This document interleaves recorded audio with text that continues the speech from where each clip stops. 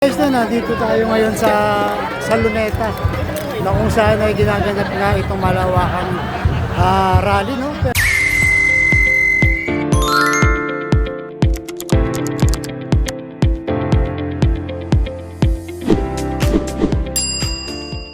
Pero kung mapansin natin, puro mga kabataan po ang pumunta dito.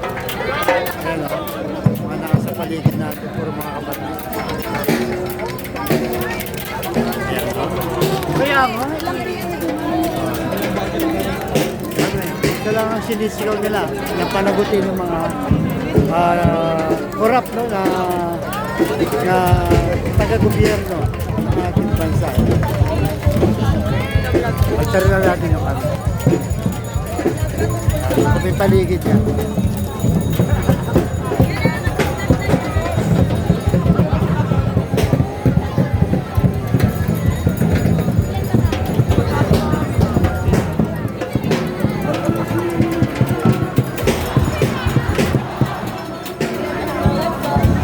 Puro mga kabataan, no? Kailangan kanila sinisigaw, no? Ikulong ang mga korap.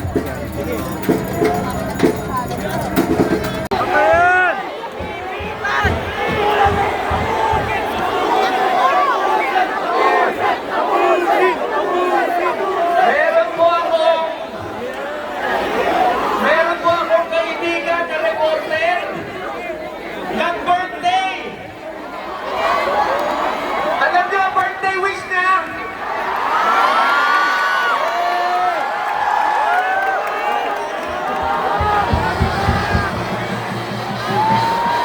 Hindi ako ito, ha?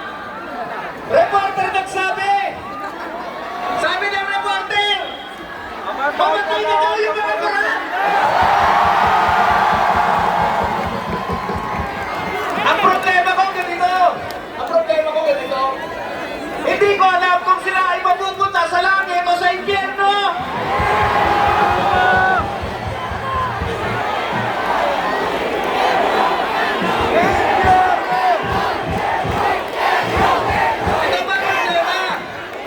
Ito ba problema? Pag namatay yung mga korap, papalitan lang ng kanilang mga kamag-anak. O kaya mga kapartido. Kasi ho, ang problema sa Pilipinas, sistema. Sistema na ang korupsyon sa atin. Di ba ang tawag nila? SOP. Standard Operating Procedure. Ganyan na po ang kalakaran. Ang mga nasa gobyerno, nagiging negosyante. Nagiging kapitalista. Yung mga burokrata. At yung mga negosyante, yung mga kapitalista, nagiging congressman!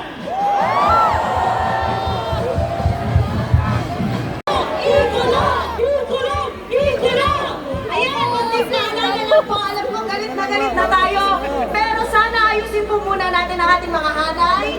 Kung pwede magbigay daan tayo. Ikulong! Ikulong! Ng sangkot! Dapat ang sangkot! Ibaba ang mayo!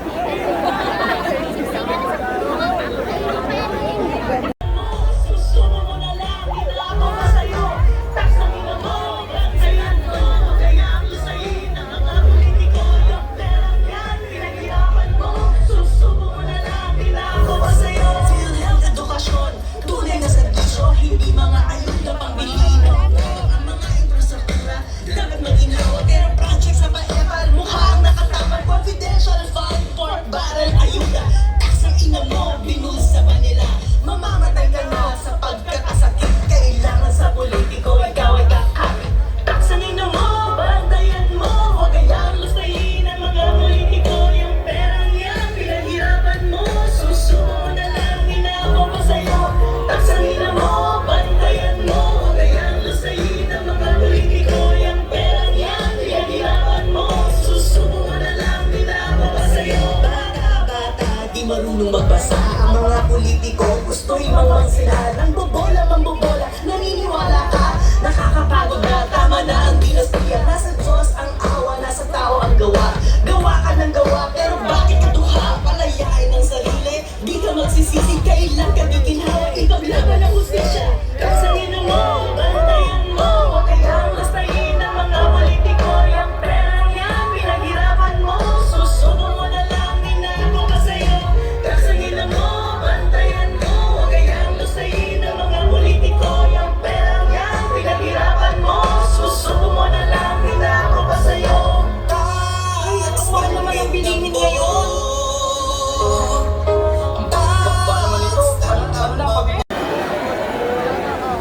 Na bumili ng 289 billion sa DPWH. Kasama ang 142 billion na in-insert nino. In-insert ni Chief Escudero. At anong billion komisyon ni Martin Romualdez. 13 billion ang in-insert ni Santico. Meron pang isa na bulong sa akin na hindi nyo alam. 12 billion ang ginawang pabaon kay Grace Mo.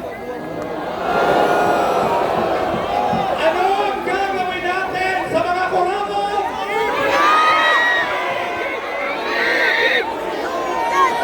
Pero, ano ang gagawin?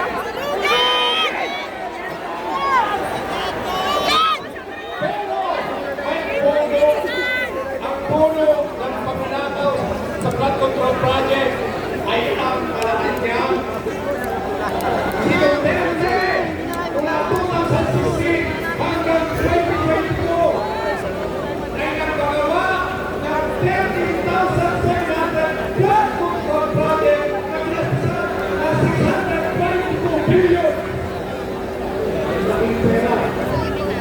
Si Marcos, nagpagawa ng flood control project na 9,800 flood control project na pinasasan ng 545 billion. Ang pinasama niya, 1.2 billion halos. 1.2 billion. Ang pinakaw, nakagawa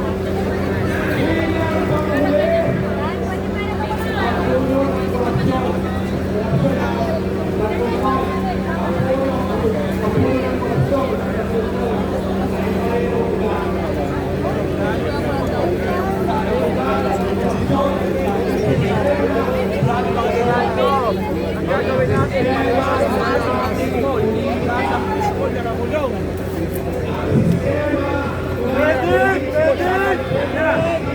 Yan ang panawagan ng taong bayan. Ibaba ang presyo ng pistol. Mga kasama, papayag na kayo na 32 ang pistol. Ibaba ang presyo ng pistol. 10 centavos. Kasama ba kayo mga kasama? Gagawin 10 centavo ang presyo ng ikyam. Ang ikyam ibaba ang presyo ng pahirap, mga pistol, nagpapahirap.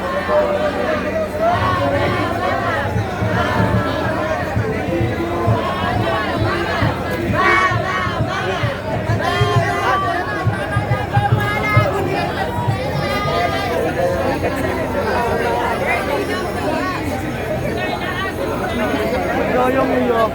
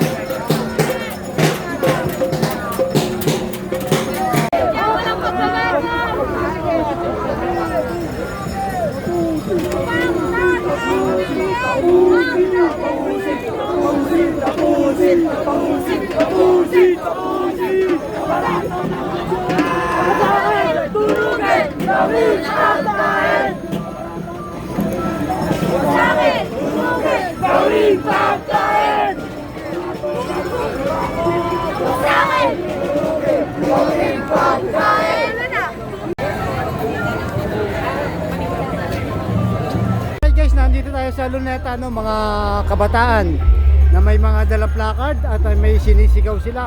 Ano mensahe nyo sa mga kagaya ng kabataan at sa mga tiwaling opisyal ng ating gobyerno na ngayon ay lumalala ang korupsyon?